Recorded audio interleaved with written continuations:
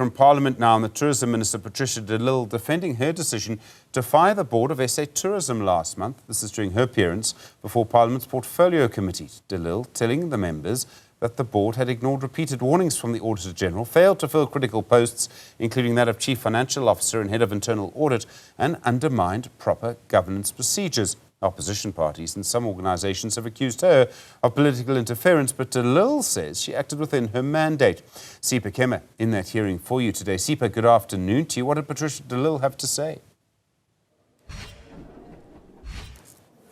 Well, Stephen, I'll tell you, it was quite a heated session, especially right before we broke for lunch. But just to go over some of the key points that were mentioned by the minister, and as you mentioned that some parties and organizations are claiming that there's political interference. Well, it seems as though, Stephen, the board itself, the board that has just recently been dissolved itself, was also presenting arguments that there was interference coming from the minister. But the minister, however, during the session had said that she dissolved the board under Section 16 of the Tourism Act, citing good cause. But she also added that there was an unlawful special board meeting that took place on the 1st of August, which the dissolved board argues against that and refutes, saying that there was no special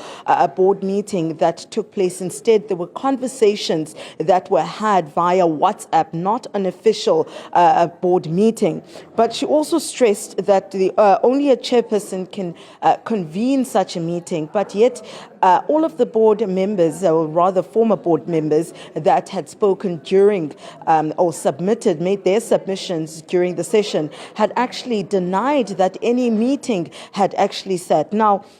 she also had to defend her record, which part of it was that the dissolution of the previous board in 2023, after that Tottenham Hotspur sponsorship saga that we saw in that year. She also raised concern about overspending on board meetings, 900,000 out of the 1.4 million of the budget, she said. Repeatedly also flagged the vacant CFO post since August 2024, saying that the board had failed to appoint a CFO. But the tables, of course, turned where the board members were implying that the minister had been protecting the CEO. Now, other than the dissolution of the board, the other hot topic, was whether or not the CEO was being protected by the minister after issues and grievances had been reported regarding the CEO, where the board itself, Stephen, was disputing that the minister's good cause, arguing that there was no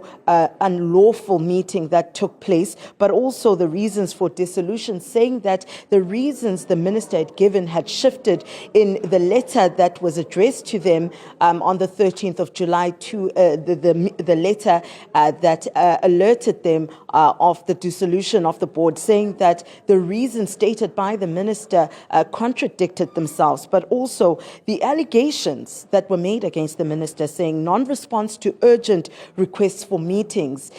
which is why they said in some cases issues of filling vacant posts became a bit of a problem. But also they made claims that the minister interfered with governance by communicating directly with the CEO and the executives and bypassing the board, but also saying that the minister herself approved staff travel for the South African tourism staff, and also which undermined oversight, but also said minister ignored and delayed action on grievances against executives, more especially the CEO. And also there was a meeting that one of the former chairpersons from the previous board before this one that was dissolved said that the minister, in a meeting that was recorded, took a threatening posture in meetings and warning that she would deal with the board. So that's where we currently are, Stephen, with some of the matters that were presented by the board members that currently have been terminated, but also the minister herself. Then we got to the first part where one of the members of Parliament had actually spoken, or rather asked questions, but mostly focusing on whether or not the minister had been interfering with some of the executive decisions made or taken by the board and the executive members of the South African Tourism, but also